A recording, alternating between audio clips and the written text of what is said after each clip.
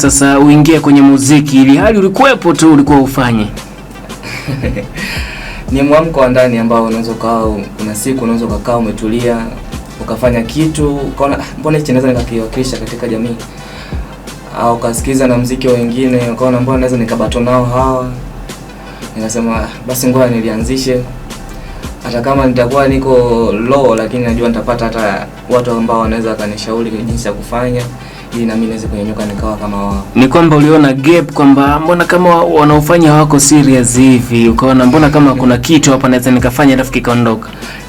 Unajua kuna ile unasikiliza muziki wa mwenzio alafu kama kuna kitu fulani hivi unahisi kimemiss hivi, yani kama kuna utaalamu fulani hivi hajaufanya, kwa hiyo unahisi kama na mimi nikiingia labda naweza nikafanya au wakanielekeza zaidi kama wao walivyoelekeza. Oh yeah.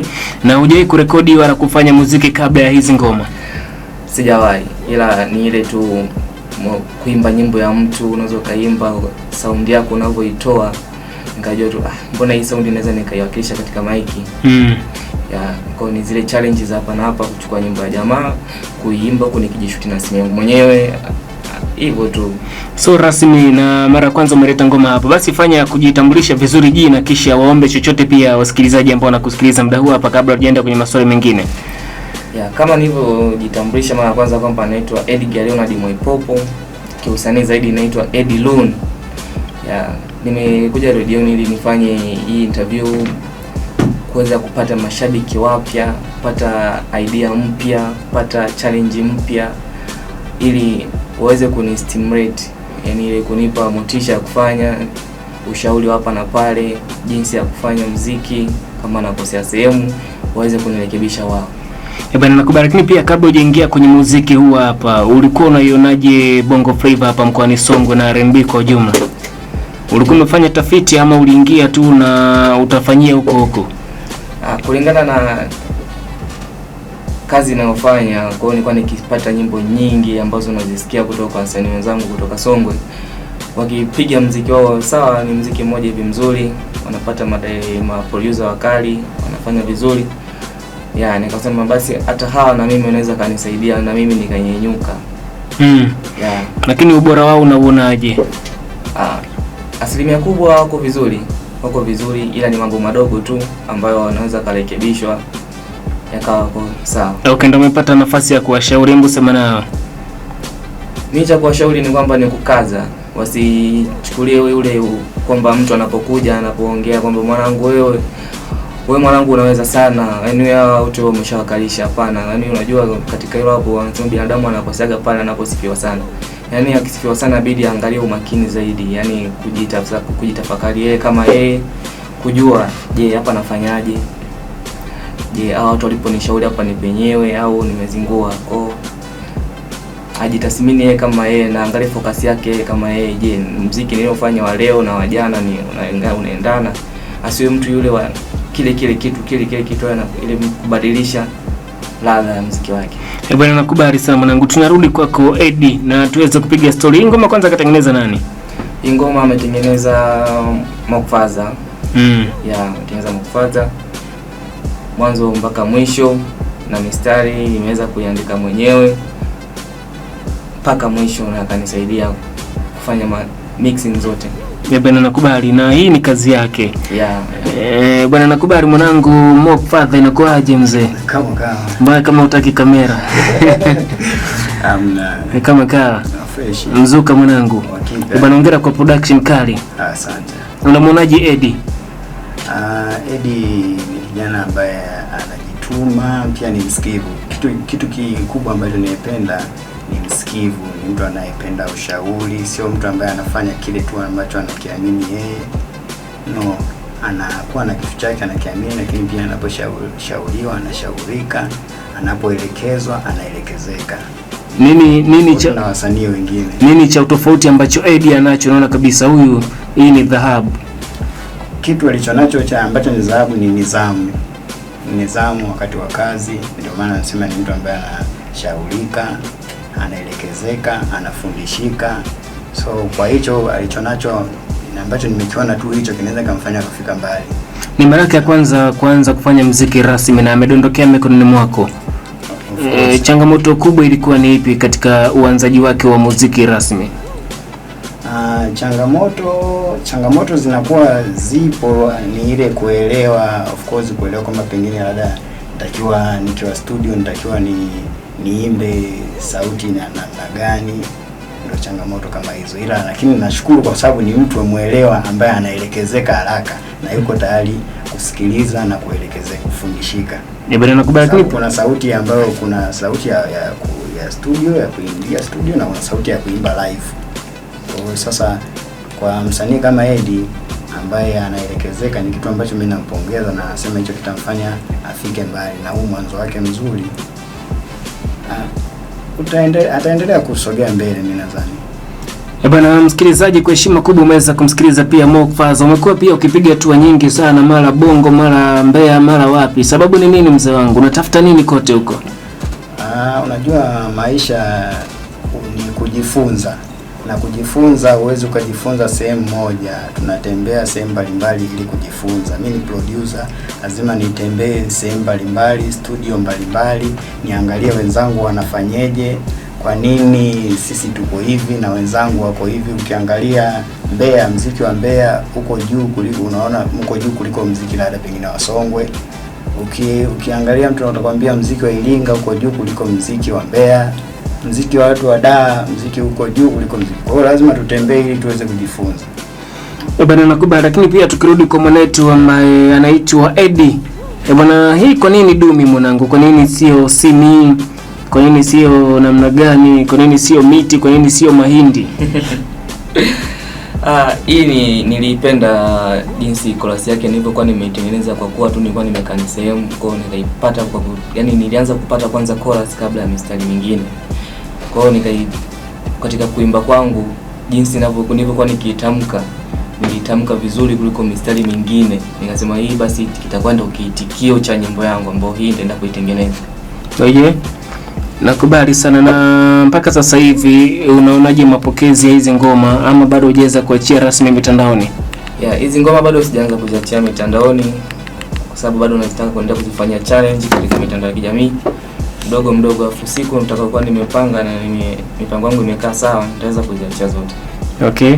Na sasa una kipi cha kuahidi wa Tanzania? Maana wasanii wamekuwa na tabia ya kuja kwenye game, mwisho wa siku anatupa vitu vizuri alafu anapotea.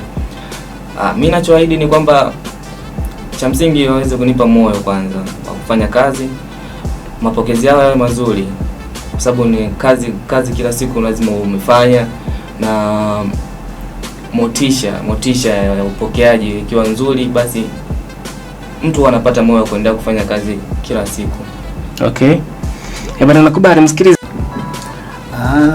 Hapo ni simu tu ziite, kama mtu atakuwa na kazi yake, atakuwa amependezewa,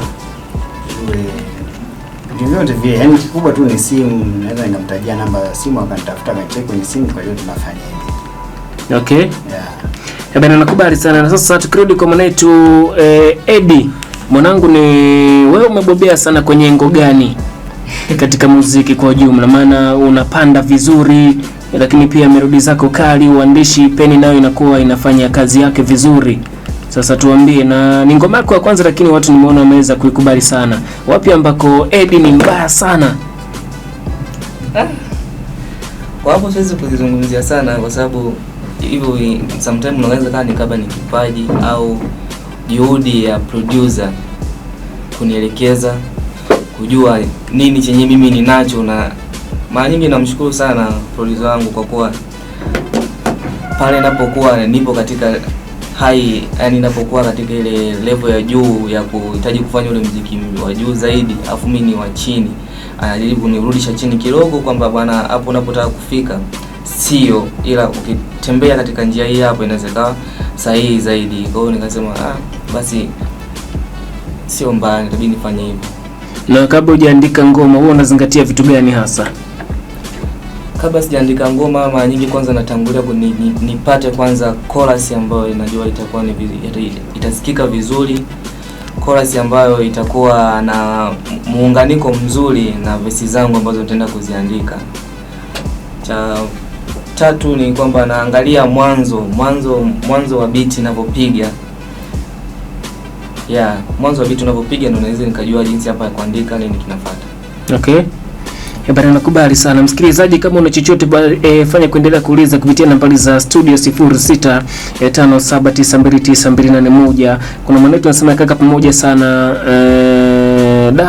jamaa anaweza sana, ni kupambana tu. Kevin Ananda pande za Mwanda, jiji la Maraha, tuko naye pamoja. Bana, anasema nimekupata kinyama hapo studio, jamaa yuko fiti sana, ngoma izidi kupanda. Bwana Arbati Mwalende kutoka Ilungu, sio kesi mwanangu. Edi pia mbona ni mkali sana, ongeza bidii mwamba, ambaye kwa mafanikio anaitwa Jackson Mwajeka pande za Manzese Darajani. Bana kaka, huyo jamaa huyo dogo ajitume, yuko vizuri sana, sikati tamaa. Yusufu Nzunje za Nzara hiyo hapo kaka, pamoja sana. Bana pamoja pia. Edi kaza buti mwanangu, kwenye muziki kipaji unacho, ila wasanii wengi wana ndoto za muda mfupi, na ndio maana rafiki anaitwa Chapiwa Jafeti, mwite master planner kutoka pande za Mzabwela Kara hiyo hapo. Kwa nini wasanii wanakuwa na ndoto fupi mwanangu? Lakini hilo swali pia atajibu producer. Sawa. Wasanii kuwa na ndoto fupi sio mipango yao. Hiyo inatokanaga na ile msanii mwenyewe kwanza kukubali alipofikia. Mara nyingi unapokubali ulipofikia, basi usitegemee kwamba unaweza kuzidi kusogea mbele au ukawa ndo yule msanii unayekataa zile collab ndogo ndogo za wale wasanii wadogo, kwamba unawachukulia poa kwamba wao hawawezi kukuzidi wewe, hawawezi kufanya kazi na wewe. Kwa hapo ndoto lazima itazima au mafanikio yako lazima yatapungua, kwa sababu unajua lawama ya mtu mmoja sio nzuri. Yaani mtu awasema ile kunungunika sana, inakuwa inashusha sana thamani mbele za Mwenyezi Mungu. Bana, nakubali mwanetu pia Fabi. Kwa nini wasanii wengi ambao wanauna rekodi wanakuwa na ndoto fupi? Yaani akishapata tu jingo yako kwamba wa maradha si na nini, basi wanaacha kufanya kazi kwa juhudi. Shida ni nini mzee? Ukiwa kama legend sogelea na mic kabisa. Kubwa sana ni kwamba wasanii wengi wanakuwa wanaelewa sifa, umeona, na wanasahau wale ambao wanawatengeneza. Sema producer ndio huwa asilimia kubwa tunawatengeneza wasanii. Tunatengeneza wasanii. Watu wengi huwa wanafanya muziki kwa sababu, kuna mwingine anafanya kwa sababu ya kipaji, kuna mwingine anafanya kwa sababu ili apate tu, yani awe na sifa, afahamike, apate wanawake. Mwingine anafanya muziki kwa sababu amesikia muziki unalipa, ni pesa. Kwa hiyo wengi wao wakishakuwa wamefikia level fulani, huwa wanalewa sifa. Of course wakishalewa sifa ni kwamba huwa wanawapoteza hadi mashabiki wale wadogo ambao wamewatafuta kwa kuwaomba, kwa kuwabembeleza, kama hivi unavyokuja media unawaomba kwamba bwana naomba mnisupport. Kwa wasanii wengi wakishakuwa wamefikia stage fulani ni kwamba wanalewa sifa. Hata kama walikuwa wanajibu message, anaweza akawa jibu message, simu za mashabiki, marafiki hapokei, ni kwamba baadaye wale watu waliokuwa wanawasupport na wenyewe wanaanza kuwakataa kidogo kidogo. Kwa baadaye anaanza kuona kama mambo yake hayaendi, anabadilisha njia. Bwana, nakubali. Edi mwanaitu, tutarajie video lini za hizi ngoma zako kabla hujaenda kutambulisha ngoma yako rasmi? Video nadhani Mungu akipenda naweza nikazifanyia kwa wakati ya mwezi wa 6 au huu wa 5 mwishoni. Inawezekana zimepatikana kwa video zake. Okay. Nini sababu zinazopelekea wasanii kuanza kuvimba na dharau kwa mashabiki, kama alivyosema point ya jamaa ya mwisho kabisa? Sababu ya wasanii kuvimba ni kwanza mashabiki sisi wenyewe ndio watu tunasababisha msanii avimbe. Sawa. Lakini pia akili yake yeye kama yeye sasa. Hapo ukiachana na mashabiki ni sheria, lazima apende kazi yako. Lakini ukija kwa msanii kama yeye, ana ubongo gani, ana moyo gani zidi ya kazi yake? Umeona? Kama kazi yake anaipenda, basi atakalolipata kutoka kwa mashabiki kama ni nzuri, anajua jinsi ya kwenda kulichanganua yeye. Jinsi ya kumvimbia mwenzie, jinsi ya kufanya nini mpaka anaporomoka, hiyo hapo ni wanasema ni yeye mwenyewe ndo aliyejisababishia, sio sisi wa pembeni. Tutarajie pengine kukutana na party rasmi ya ujio wa Edgar kwenye muziki, ama itakuwa hivi hivi tu kwanza? Haiwezi kuwa hivi hivi, lazima iendelee kupanda. Lazima iendelee kupanda ili niendelee kupata zile changamoto za muziki vizuri. Okay, nakubali. Jamii unayotoka wanakuchukuliaje mzee wangu, na familia inakusupport vipi? Mimi sio yule mtu sana kuweka mambo yangu sana mengi hadharani, yani kwenye kukuja yani ongea sana kwa watu. Hapana. Yani unaweza kukuta hata familia yangu ni wachache sana wanaojua kwamba mimi kazi naifanya au ni mtu mwenye kipaji fulani, ila familia inajua kwamba mtoto wetu ana kipaji cha muziki, ila hawajui kama muziki gani wa kuimba au kudansi. Ila asilimia kubwa wanajua udogo anajua kudansi basi. Na jamii unakotoka wanakuchukuliaje, na ndio umeshakuja rasmi ama ndio umeanza ustaa leo? Kwenye jamii wanaponichukulia wanachukulia watu dogo fulani hivi anarusha movie sehemu fulani pale maeneo ya Saganoti. Okay. Ila hawajui nini ninachokifanya nikiwa nje ya ofisi. Unatoka Saganoti? Yeah. Saganoti kule kuna mastaa wengi unajua. Kuna mastaa kama kina Dalmati pande zao zile, Lavnana pia anatokea maeneo yale, lakini pia wakina nani wako wengi, wakina Jirebo juu asili yao ni pale. Sasa wewe unatoka sehemu ambayo ina mastaa. Dalmati kwanza unamfahamu? Yeah, Dalmati namfahamu. Yeah, ni jirani yangu kabisa. Yaani tuseme kaka kabisa ambaye tunapohamia maeneo yale aliweza kutupokea vizuri. Na ngoma zake ushe kuzisikia? Yeah, ngoma zake nimezisikia. Ila ni hivyo tu kutokuzitilia maanani. Kwa unazisahau kwa sababu ya shughuli za hapa na pale. Sema blaza kumbe naye pale ninachokipenda mimi neno ninachokipenda sio mbaya, ndio ushikaji unapoanzia. Okay. Yeah. Hapo natarajia collab pengine, maana Dalmati ni legend, amekutangulia kwenye muziki. Yeah, tushalizungumzia hilo. Zungumzia. Mshaongea naye tayari? Yeah. Bwana nakubali. So msikilizaji, unaweza kuendelea kuuliza maswali yako kabisa kupitia nambari zetu ambazo ni 06579292 mwisho na moja. Niko na Eddie. Hii ngoma mwanangu ananiamini ni bonge moja la kazi, lakini katika ngoma zako hizi tatu unaweza kutuambia ipi ambayo unaona kabisa ama ipi ilikuwa ya kwanza kurekodi? Yaani ilikuwa sauti yako ya kwanza kabisa kuwa rasmi kwenye muziki? Ni hiyo ngoma ya tatu ambayo bado hatujaipiga. Okay. Ngoma yangu ya kwanza kutia sound kwenye vyombo vya Wamalaza. Na chanzo cha wewe kuanza muziki, maana ulikuwa unaangalia tu watu na Adele, lakini nini ambacho kilikushawishi kabisa kwamba sasa ngoja niingie studio? Kicho nishawishi zaidi ni mapokezi ya producer. Producer aliweka matangazo katika mtaa wetu. Kwa hiyo nikasema blaza hapa kwa sababu yeye ndiye anaanza na mimi ndo naanza, basi huyu ndio nianze naye. Kwa sababu si underground, tunapoenda katika zile studio kubwa mara nyingi watu wanachukuliwa poa sana. Ukipanga foleni na msanii mkubwa hawezi kumwacha msanii mkubwa ambaye amezoeana naye pale amwache taje kwako wewe alafu mchukue muda mrefu kuelekezana. Hiyo inakuwa sidhani kama inakuwa ni namba moja sana kama producer. Okay, sorry amua kutumia fursa ya producer tangazo lake. Nitumia fursa. Bwana nakubali sana. Msikilizaji, kwa heshima